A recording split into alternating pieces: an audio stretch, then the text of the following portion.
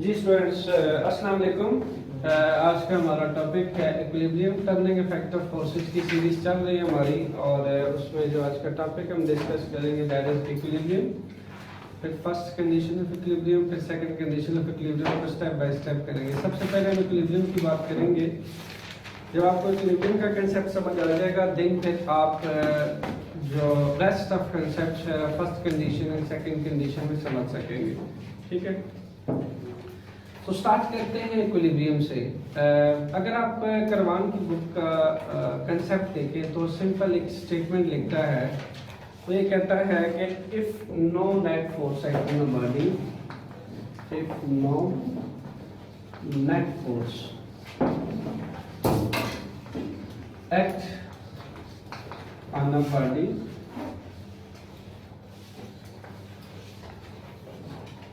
then a body is said to be in equilibrium.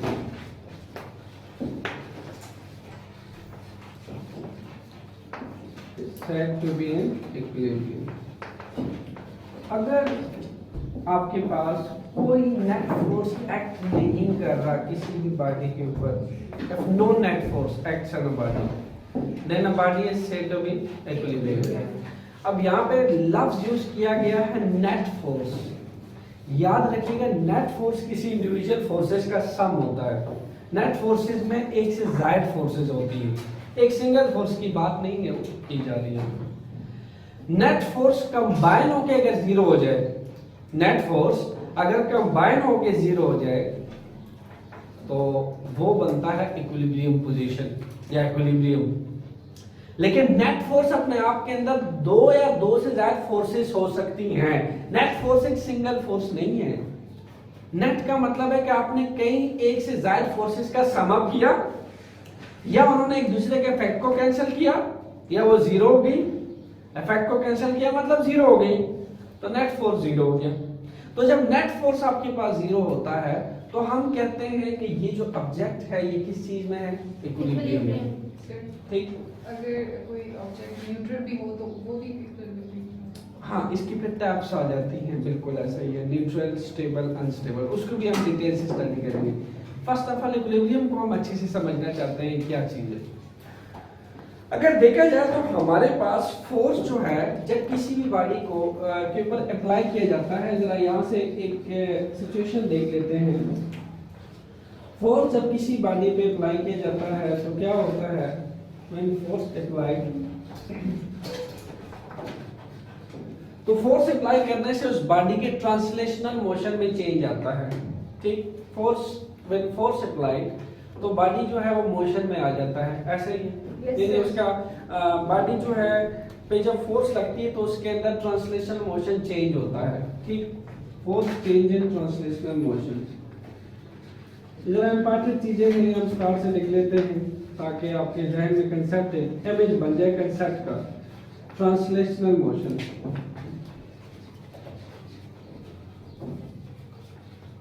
ठीक, definitely एक body है जिस पे आपने यहाँ पे आप खड़े हैं, आपने एक बॉडी में फोर्स लगाई, तो उस फोर्स ने क्या कर दिया, उसके ट्रांसलेशन मोशन चेंज कर दिया। या वो स्लो चल रहा था तेज हो गया, या वो बिल्कुल रेस्ट पे था वो मोशन में आ गया। ये उसके अंदर चेंज रहा है फोर्स जो है। ठीक, ये कब बात हो रही है, ये लीनियर बात हो रही है। लीनियरली एक बॉडी पड़ी है, आपने उस पर ऐसे फोर्स लगाया, उसके ट्रांसलेशन मोशन में चेंज आ गया। ठीक, अच्छा, अब कहता है कि अगर इस फोर्स को जीरो कर दिया जाए, जब फोर्स ही ना रहे, अगर इसी फोर्स को जीरो कर दिया जाए तो दो सिचुएशन हो सकती हैं। कौन कौन सी? First one is the body rest. आपकी बार बॉडी रेस्ट पे है, ठीक, द बॉडी रेस्ट।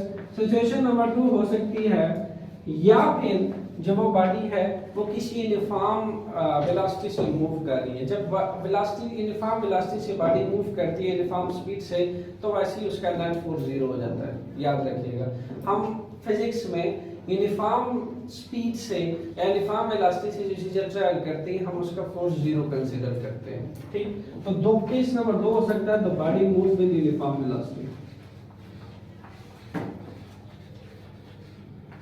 अगर बॉडी मूव करेंगे तो उसका कोई ना कोई फोर्स लगे हो गया तो मूव करेगी। बट यूनिफॉर्मली है ना, रेट चेंज नहीं हो रहा। जब चेंज नहीं मिलता तो फोर्स को हम जीरो लेते हैं।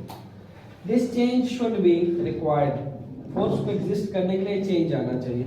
जब मैं चेंज को कांस्टेंट कह दूं, मैं कह रहा हूं कार 1 घंटा पहले भी 25 मीटर पर सेकंड से चल रही थी, कार अब भी 25 मीटर पर सेकंड से चल रही, देयर इज नो चेंज, तो that's why force is zero, ठीक है।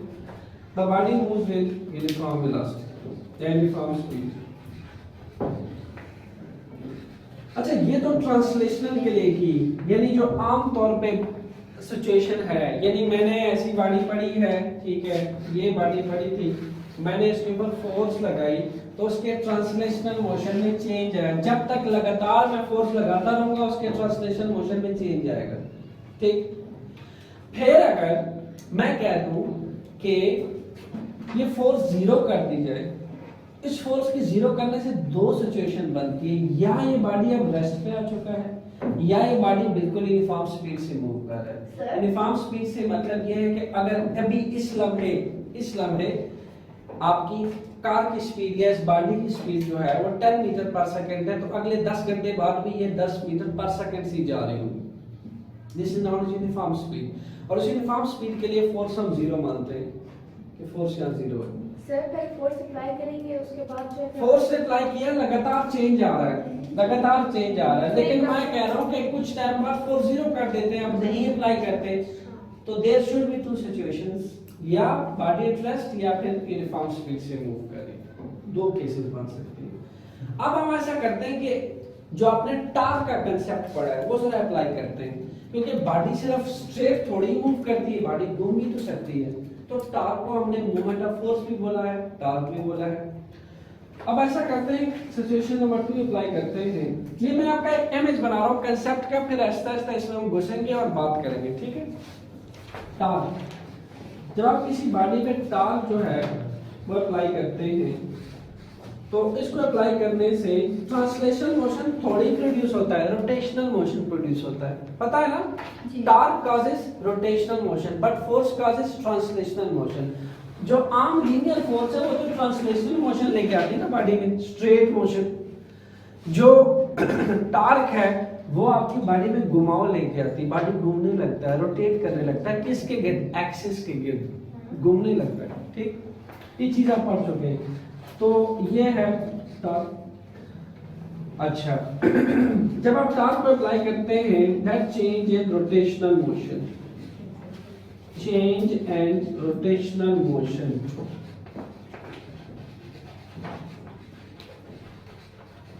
ठीक हो गया। अगर हम इसको अब जीरो कर दें फिर क्या होने वाला है, there should be two cases similarly. कौन कौन सी, या तो आपकी बात फिर से जो है तुम्हारे पास जो रोटेशंस है, या तो वो यूनिफॉर्म वेलोसिटी से रोटेट करने लगा है, जैसे यहाँ यूनिफॉर्म स्पीड से मूव कर रहा था, यहाँ यूनिफॉर्म स्पीड से रोटेट करेगा, घूमेगा। यानी मैं कहूँ कि तुम्हारे पास 10 मीटर पर सेकंड एंगुलर वेलोसिटी से जो है वो मूव कर रहा है, ठीक है, रोटेट कर रहा है किसी फिक्स्ड कांस्टेंट वेलोसिटी से, तब भी उसका नेट टॉर्क में क्या लूंगा, जीरो। जैसे यहाँ मैंने यूनिफॉर्म स्पीड के लिए फोर्स जीरो ले ली, ऐसे उसका टॉर्क में जीरो ले लूंगा अगर वो यूनिफॉर्म स्पीड से घूमेगा। सिंपल, घूमते वक्त टॉर्क, चलते वक्त फोर्स, रोटेशन में टॉर्क, मूव करते वक्त फोर्स। बात समझे, ठीक है। हाँ, हमारे पास जो फोर्स होती है वो ट्रांसफॉर्म हो जाती है टार्क के अंदर। जब बॉडी में घुमाव आता है, बॉडी किसी एक्सिस पे घूमता है, तब हम फोर्स की बात नहीं करते, तब हम उसका टॉर्क डिस्कस करते हैं। लेकिन जब बॉडी चलता है तो डेफिनेटली फोर्स की बात करते हैं, उसके अंदर एक ट्रांसलेशन मोशन होता है। आपकी डेली लाइफ में कितनी ज्यादा ट्रांसलेशन मोशन है, ज्यादातर ट्रांसलेशन मोशन है। कार, बॉडी, आप चेयर को फोर्स लगाते हैं, आप किसी चीज को पुश एंड पुलिंग करते हैं, सब में ट्रांसलेशन मोशन होती है। लेकिन सिर्फ ट्रांसलेशन मोशन नहीं, उसी बॉडी में आप जो है वो रोटेशनल मोशन भी प्रोड्यूस कर सकते हैं by changing the position of applied force. आप जो फोर्स अप्लाई कर रहे हैं उस वही ट्रांसफॉर्म हो सकता है टार्क के अंदर, ठीक, यानी उसके अंदर टार्क भी प्रोड्यूस हो सकता है, ठीक, घुमाव आ सकता है बॉडी के अंदर। जी, कोई क्वेश्चन यहाँ तक?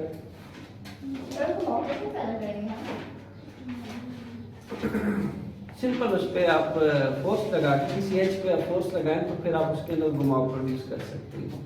आप अगर उसके फिक्स्ड पाइवट पॉइंट पे फोर्स लगाएंगे तब तो टॉर्क जीरो है। किसी एज पे आप फोर्स लगाएं तो फिर आप उसके अंदर घुमाव प्रोड्यूस कर सकते हैं। फोर्स की डायरेक्शन चेंज करेंगे तो टॉर्क प्रोड्यूस होगा। जी हाँ। अच्छा, अगर नेट टॉर्क जीरो होता है तो फिर ये दो केसेस हो सकते हैं, बॉडी विल नॉट रोटेट,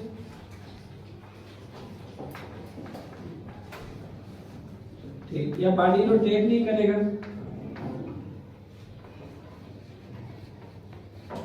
या फिर केस नंबर 2 ये हो सकता है कि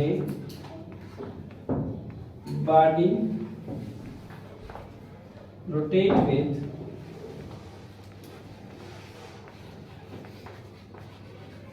यूनिफॉर्म स्पीड।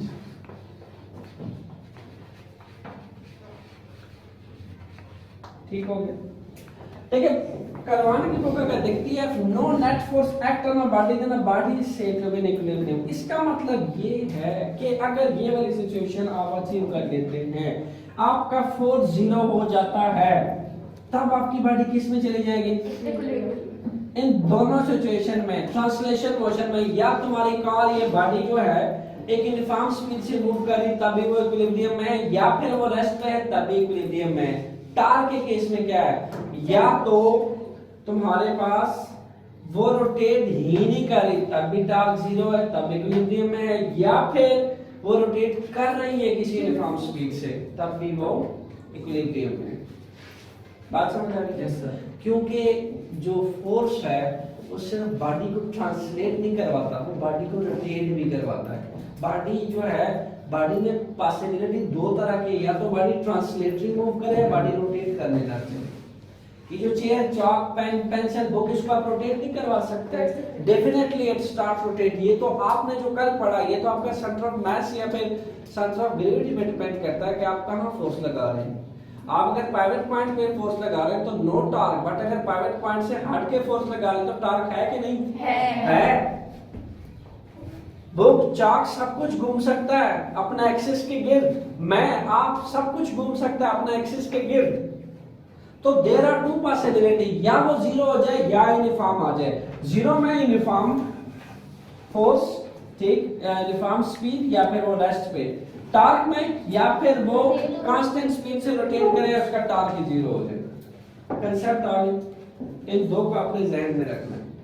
बात यहीं से शुरू करते हैं फिर से। अब आपने अपने जो बुक है, जब आप लेक्चर ले रहे हैं तो बुक कॉपी आपने जो है वो सामने रखी हुई है, तो एट अ टाइम मुझे ये बताएंगे कि क्या उसका फोर्स जीरो है या उसका फोर्स जीरो हो जाता है?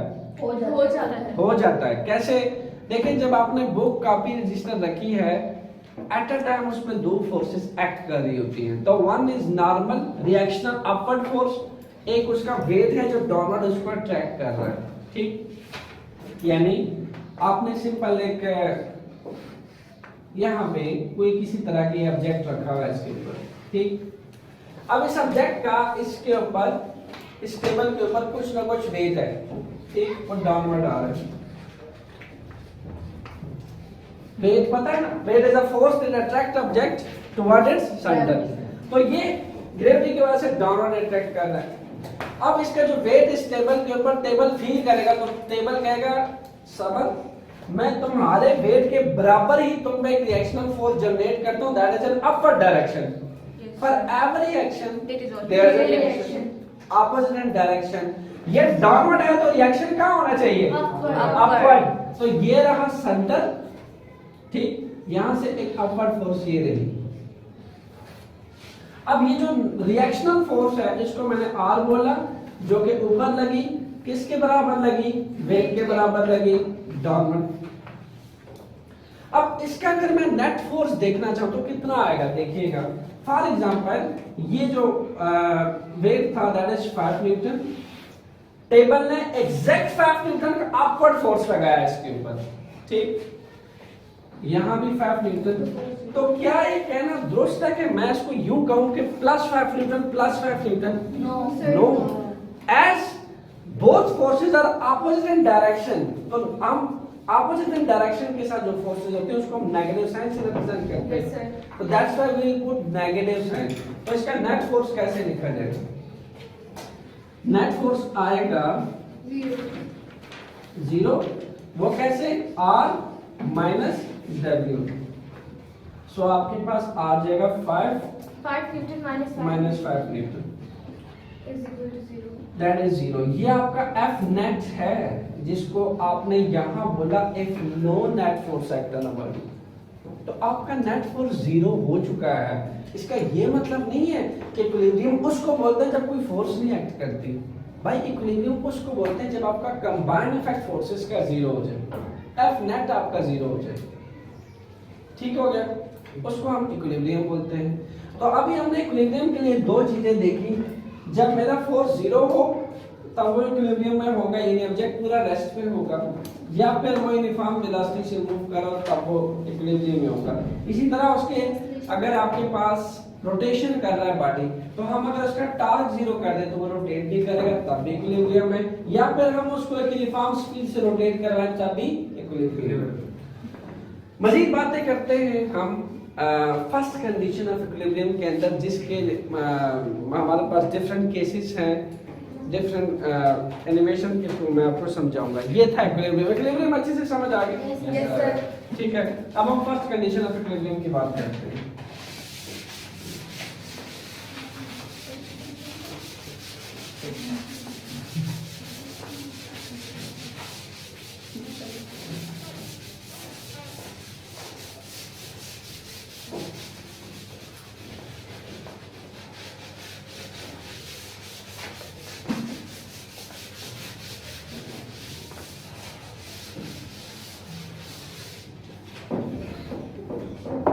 इक्विलिब्रियम्स की दो कंडीशन है, एक को हम फर्स्ट कहते हैं, एक होता है सेकंड कंडीशन ऑफ इक्विलिब्रियम। तो हम बात करते हैं फर्स्ट कंडीशन ऑफ इक्विलिब्रियम की।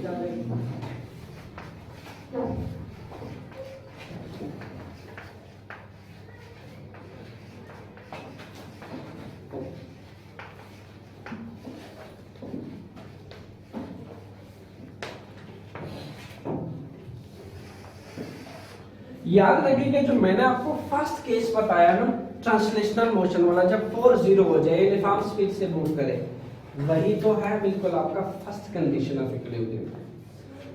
और जो मैंने टॉर्क आपको बताया सेकंड वाला, वो है सेकंड कंडीशन ऑफ इक्विलिब्रियम। अब इन दोनों को हम जरा डिटेल से स्टडी करते हैं कि कैसे हमारे पास तमाम फोर्सेस का कंबाइंड इफेक्ट 0 हो जाता है। फिर हम उसको डिस्कस कर लेते हैं और उसके बाद जो है हम सेकंड कंडीशन ऑफ इक्विलिब्रियम को डिस्कस कर लेते हैं। फर्स्ट कंडीशन ऑफ इक्विलिब्रियम में हमारे पास जो वेक्टर सम होता है all the forces acting on the body is 0। Vector sum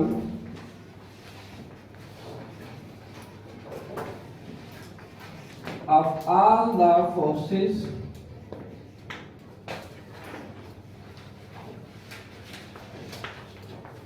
acting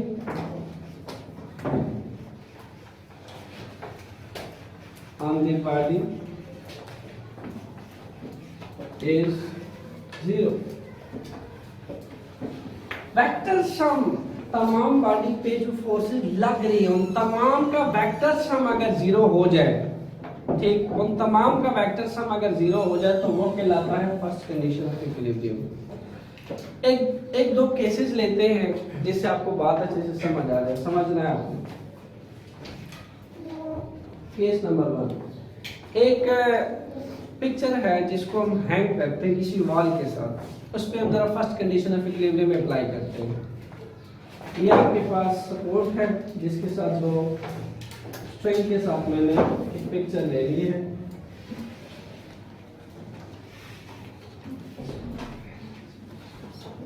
यहाँ हमने फिक्स कर दिया इसको, ठीक है। ये कोई सपोर्ट है, ठीक है, दिस इज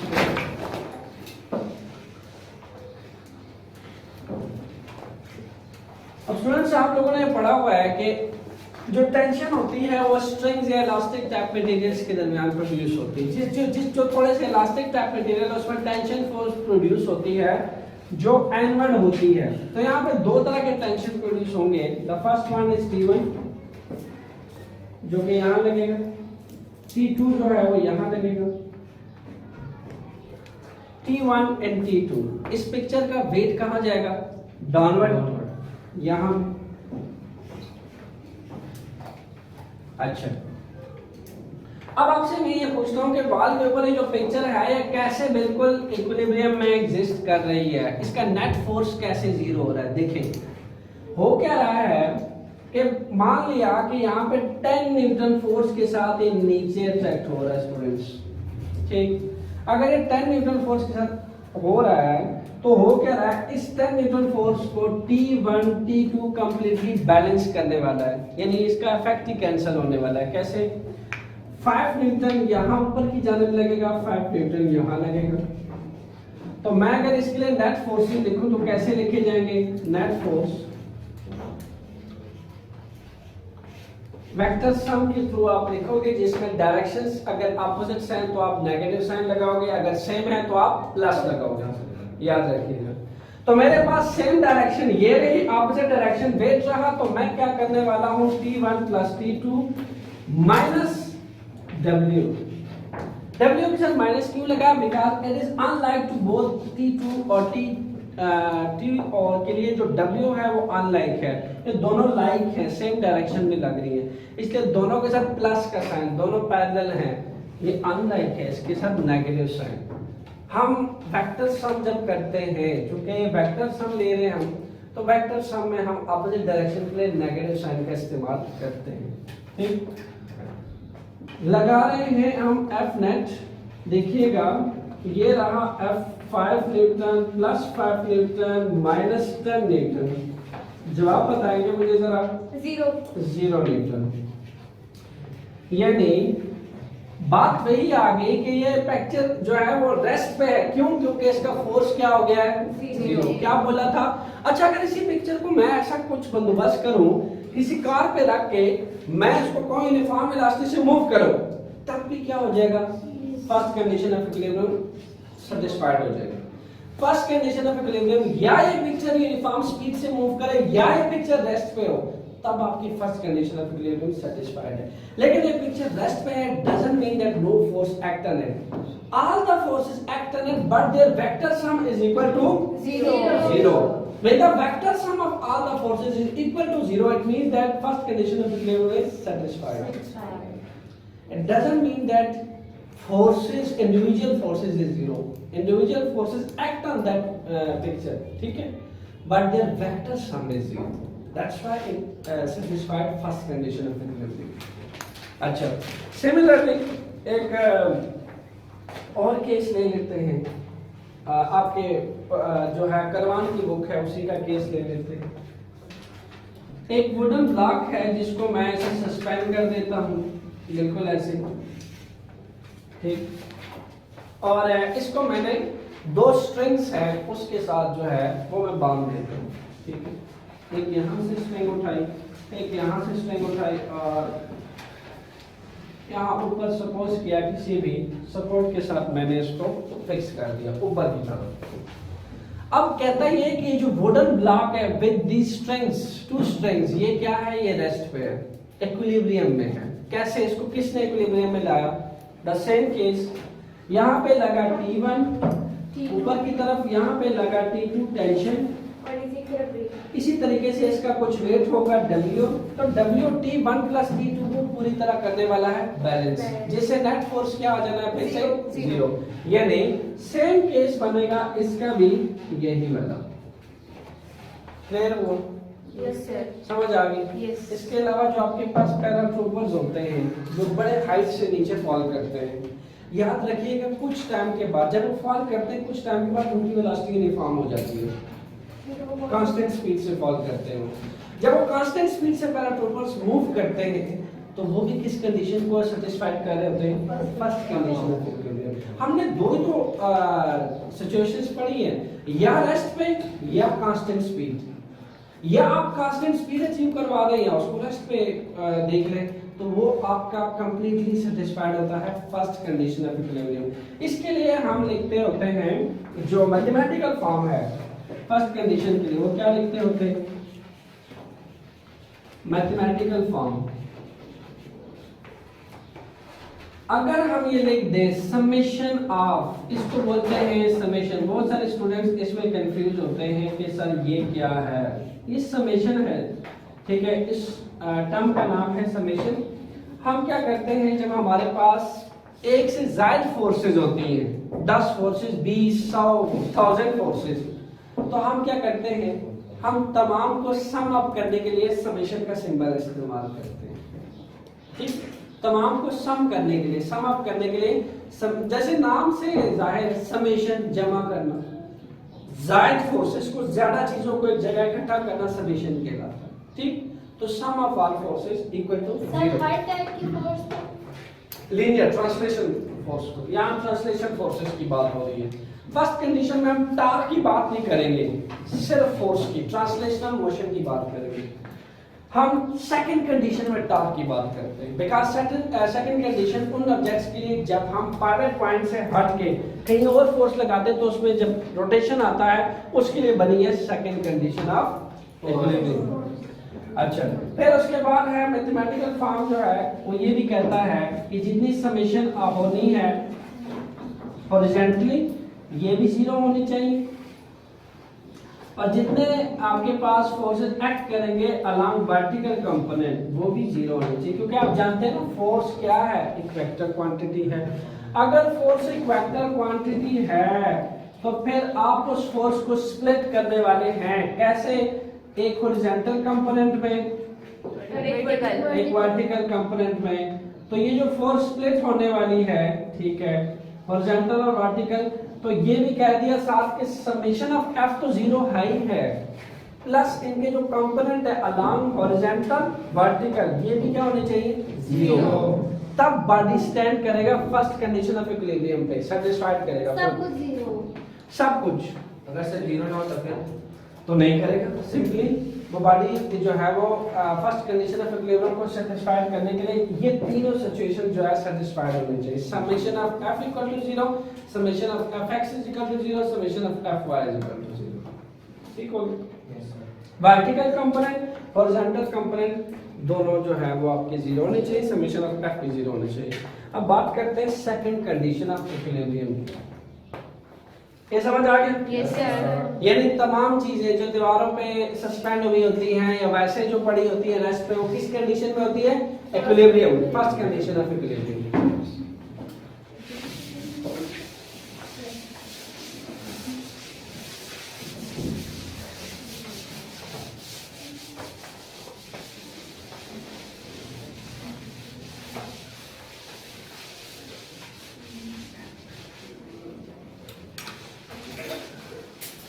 आपकी बुक में एक डायग्राम बनी है, इसको जरा एक्सप्लेन करते हैं, क्योंकि आपने लिखा है यहाँ पे कि vector sum of all the forces acting in a body is 0। ठीक है, यहाँ पे देखिएगा तीन फोर्सेस आपको नजर आ रही हैं। दो फोर्सेस यहाँ पे एक्स वाई प्लेन में है, एक आपके पास नेगेटिव एक्स वाई प्लेन में है, एक आपके पास नेगेटिव एक्स और नेगेटिव वाई प्लेन में है। ठीक, ये वाली पॉजिटिव एक्स और नेगेटिव वाई प्लेन में है। यहाँ पे लगभग आपको F1, F2, F3, F4 नजर आ रही है। अब हम जस्ट इसको ऐड करने वाले किस तरीके से, आपने पढ़ा है head to tail rule, head to tail rule, जो कि सिंपल क्या कहता है, सिंपल कहता है जनाब फर्स्ट वेक्टर का हेड दूसरे के टेल पे रखो, अगले का हेड अगले के टेल पे, अगले का हेड अगले के टेल पे, अनटिल के लास्ट वेक्टर ना आ जाए। जब लास्ट वेक्टर आ जाए तो फाइनल वेक्टर का हेड जो लास्ट के हेड पे और उसका टेल फर्स्ट के टेल पे रख दो। This is head to tail rule. फिर से रिवाइज हो गया, हेड टू टेल, फिर हेड टू टेल, फिर हेड टू टेल, फिर हेड टू टेल। जब रिजल्टेंट आ जाए तो रिजल्टेंट का हेड लास्ट के हेड पे और फर्स्ट के टेल पे। समझ आ गई? अब इसको बिल्कुल वैसे ही हम ऐड करने वाले हैं। देखिएगा F1 ये रहा, F1 ये रहा, फर्स्ट का हेड इसके टेल पे, सेकंड का हेड थर्ड के टेल पे, फिर इसी तरह थर्ड का टेल जो है, इसी तरह थर्ड का जो हेड है वो लास्ट ठीक है जी। सिंपली आपने इसको उठा के इसके साथ कंबाइन कर देना है। टेल आपने F1 के टेल पे रख दिया, हेड आपने F3 के हेड पे रख दिया, आपने इसको हेड टू टेल से सम अप कर दिया। अब इसका कंबाइन इफेक्ट कैसे जीरो होगा देखिएगा। आप जिधर खड़े थे, आपने जहां शुरू किया था, आप मुड़ के वहीं पे वापस आ चुके हैं, यानी कंबाइन इफेक्ट क्या हो चुका है? जीरो। कैसे कैसे वही आ चुके हैं देखिएगा। ये आपने स्टार्ट किया था यहां से, ये हुआ, फिर ये आया, फिर F3 आया, फिर लास्ट में आप यहां से ये वहीं पे वापस आ गए। टेल आपने F1 के टेल पे रखे, हेड पे रखे, ये बता दिया कि आप वापस उसी पोजीशन पे आ चुके हैं, यानी फोर्सेस क्या हो चुकी है? जीरो हो चुकी है। ठीक है। हम जिस पॉइंट से शुरू होते हैं, अगर वापस मुड़ के हम उसी पॉइंट पे आ जाए तो फोर्सेस तब भी वेक्टर सम तब भी क्या आता है? जीरो। मैं यहाँ 20 फोर्सेस पे लूंगा, तो अगर मैंने उसका वेक्टर सम जीरो आएगा तो मैं फर्स्ट कंडीशन ऑफ इक्विलिब्रियम को सेटिस्फाई करूंगा। तो मतलब सबको प्लस करें और सबका जो इफेक्ट है उससे जीरो ही आना चाहिए। जीरो आना चाहिए, तो आपके फर्स्ट कंडीशन ऑफ इक्विलिब्रियम को सेटिस्फाई करेगा। बात करते हैं second condition of equilibrium.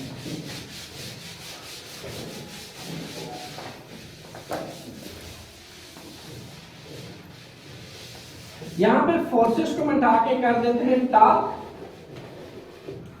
Second condition में आ जाएगा torque,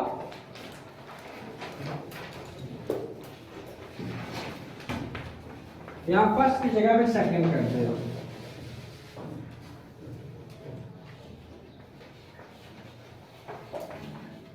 second condition of equilibrium, यानी यहां पे क्या होने वाला है? Once again summation of torque that will should be zero। ठीक, इसी तरीके से जितने टॉप प्रोड्यूस हो रहे हैं हॉरिजॉन्टल, वर्टिकल सब जीरो। टा x that is zero and टा y that is also zero।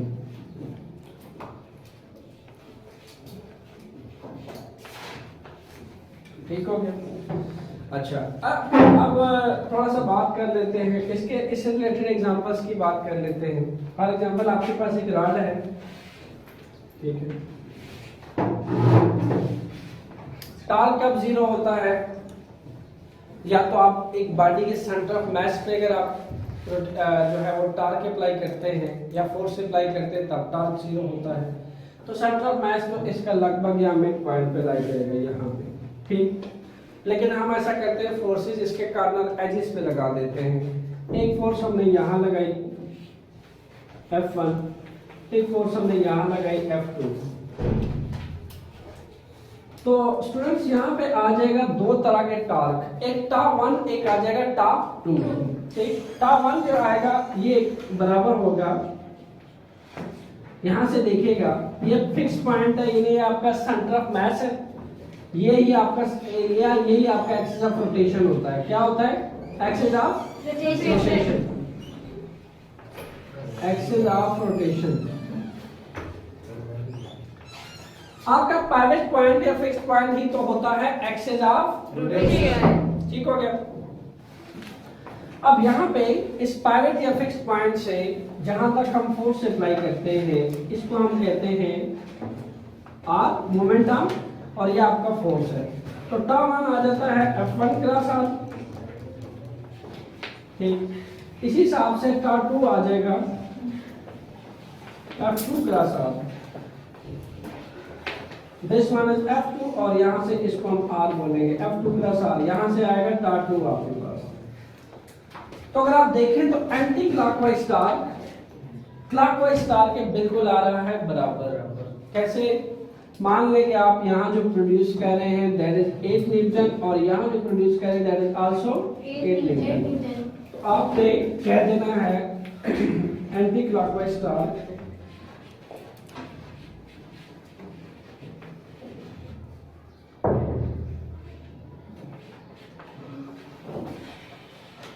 that is equal to clockwise torque। जब एंटी क्लॉकवाइज टॉर्क इक्वल हो जाए क्लॉकवाइज टॉर्क के, तो हमारे पास second condition of equilibrium satisfied होती है। कौन सी equilibrium? Second condition of equilibrium. क्योंकि हमारे पास यहाँ पे बॉडी अब रोटेट कर रहा है, ठीक। जब बॉडी में रोटेशन आती है तो फिर हम नेट टॉर्क की बात करते हैं। नेट टॉर्क उसमें जीरो हो तो हम ये कहते हैं कि ये जो बॉडी है इसका टा जो है वो नेट टा जो है वो जीरो आ रहा है। इसी तरह जो नेट टा है अलॉन्ग एक्स अलॉन्ग वाई ये भी जीरो आना चाहिए। अब हमने फर्स्ट कंडीशन और सेकंड कंडीशन को समराइज करना है। सिंपल, इस पूरे लेक्चर में आपने क्या सीखा? इक्विलिब्रियम किसको बोलते हैं? जब आपके पास नेट फोर्स एक्ट करता है बॉडी के ऊपर वो जीरो हो जाए, ठीक। फिर हमने कहा कि अगर बॉडी का नेट फोर्स जीरो करना है या फिर बॉडी को इक्विलिब्रियम में रखना है तो दो किस्म की कंडीशंस हैं, उनको सेटिस्फाइड होना चाहिए।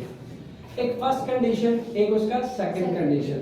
हमने कहा कि बॉडी का ट्रांसलेशन जीरो कर दो तब क्या बॉडी कंप्लीट इक्विलिब्रियम में है? नहीं, क्योंकि बॉडी का अगर आप फर्स्ट कंडीशन सेटिस्फाइड कर देते हैं तो कंप्लीट इक्विलिब्रियम में नहीं होता। बोर्ड में सवाल आ चुका है कि बॉडी सिर्फ और सिर्फ फर्स्ट कंडीशन ऑफ इक्विलिब्रियम में ही से सेटिस्फाइड क्यों नहीं होता?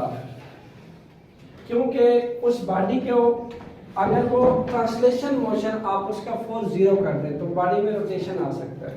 क्या आ सकता है? रोटेशन।